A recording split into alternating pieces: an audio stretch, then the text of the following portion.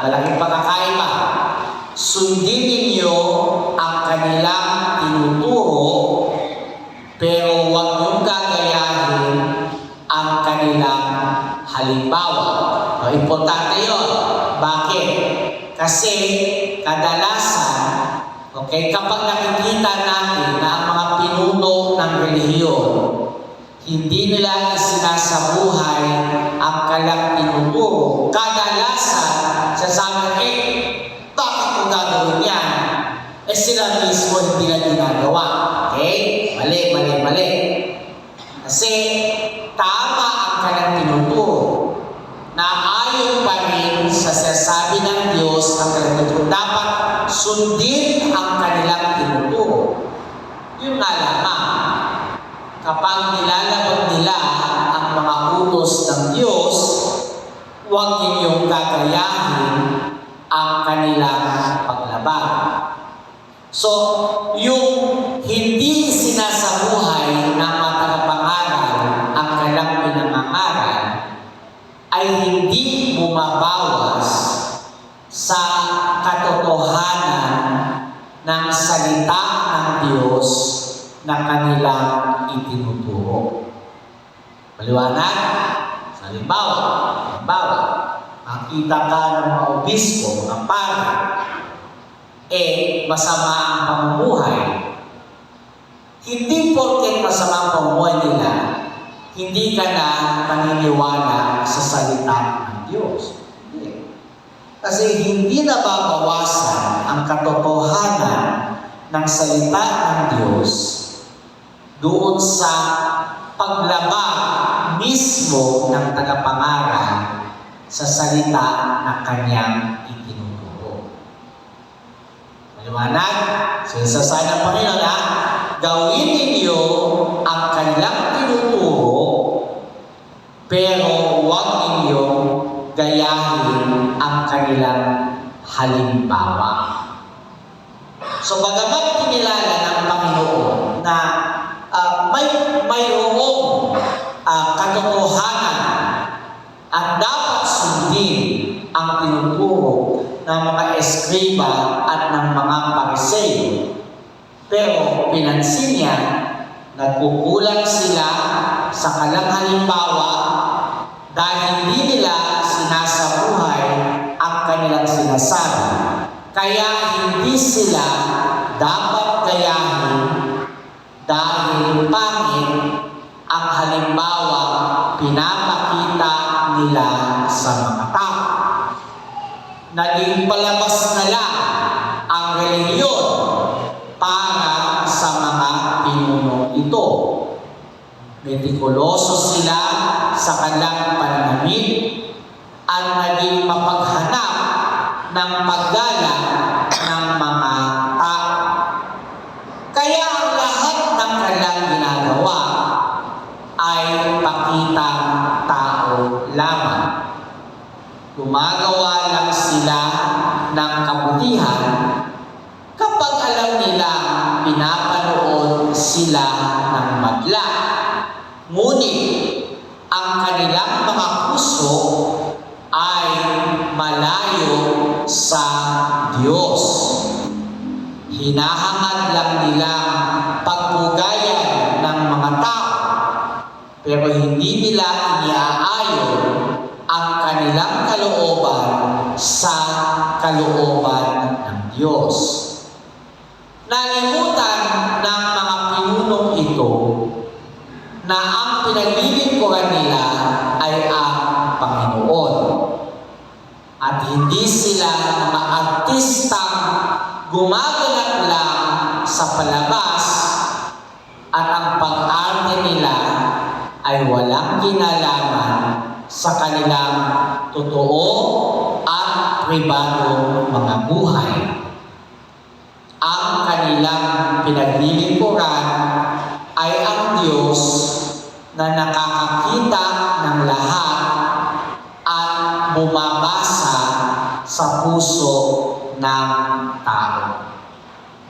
Ang sinabi nito ni Jesus sa mga eskriba at mga Pariseo ay patuloy niyang sinasabi sa mga pastol na hinirang niyang mga laga sa kanyang kawal. Ang papa, mga obispo, mga pari, mga diakono, at iba pang mga alagad ng Diyos at ng simbahan.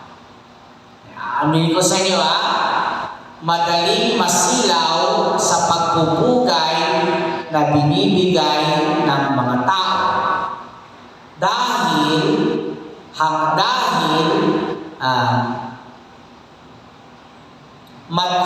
ngayon, mataas pa rin ang pagtingin ng mga tao sa mga tinatawag na mga alagad ng Diyos. Mataas talaga ang pagtingin.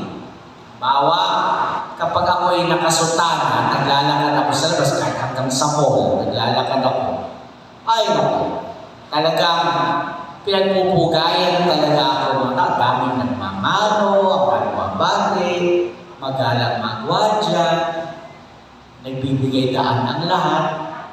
Kahit sa ospital, halimbawa, kahit ang nakalagay visiting hours hanggang alas 10 lang, at ako ay dadalaw sa may sakit na lagpas alas 10 na. Basta nakasutana ako, madali ako na pinapapasok ng gwardiya. Mataas pa rin talaga ang tingin ng mga tao sa mga alagad ng Diyos. Ito yun. Okay? Mataas ang pamantayan para sa mga alagad, at ito ay walang iba kundi ang kabanalan ng Diyos. Sa unang pagbasa, mahigpit ang tagubilin ni Propeta Malakias sa mga kaparian na dapat nilang pakinggan at isapuso ang mga utos ng Diyos. Sapagkat ang pangunahing pananagutan nila ay ang dakilain ang Diyos sa kanilang buhay. Give glory to my name. Kaya kayo nangangahulugang walang office hours ang paglilingkod ng mga pari sa Diyos. Hindi tulad ng ibang trabaho na ang work ethics ay sumasaklaw lamang sa mga oras ng trabaho. Bawa, ang doktor, dapat siyang naka-uniforme at masipag niyang inaalagaan ang tinutupad ang kanyang pananagutan sa ospital, basta oras ng trabaho. Pero wala kang pakialam kay doktor kapag tapos na ang oras ng trabaho. Pwede siyang maglakad ng nakasalawan lamang, hindi siya papansinin. Pwede siyang magpunta sa mga bar, pwede siyang pumunta sa sauna bar. Walang problema para sa kanya. Kaysa manood siya ng pelikulang malaswa. Wala ka ng pakialam doon. Di ako doktor na yun. Get niyo? Di ako doktor na yun. Pero ang pare, hindi. 24 oras, pare siya. Wala siyang office hours. Siguro, meron kami oras ng pamamahinga, pero kahit namamahinga kami, pare pa rin. Okay? Pare pa rin. So yung sasabi dito, okay? Hindi tulad ng ibang trabaho ng work ethics ay sumasaklaw lang sa oras ng trabaho, ang mga alagad ng Diyos ay kailangang tumatalima sa kalooban ng Diyos 24 oras sa bawat araw. Bakit? Ito'y sapagkat ang kanilang buhay, aming buhay, ang siyang aming paglilingkod sa Diyos. So hindi namin pwede sa ay trabaho lang, walang personal dahil ang aming pagkatao mismo ang trabaho namin. Ang buhay at ang mismong pagkatao namin ay dapat dumakila sa pangalan ng Diyos. Kaya, alam niyo, masakit sa tenga talaga, masakit sa loob, ang mapagsabi ay, nako, taga-simbahan ka pa naman. Dahil ito'y nangangahulugan, hindi namin sinasabuhay ang aming pinangangaral. Hindi sumusukat sa pamantayan ng kabanalan ng Diyos ang aming buhay.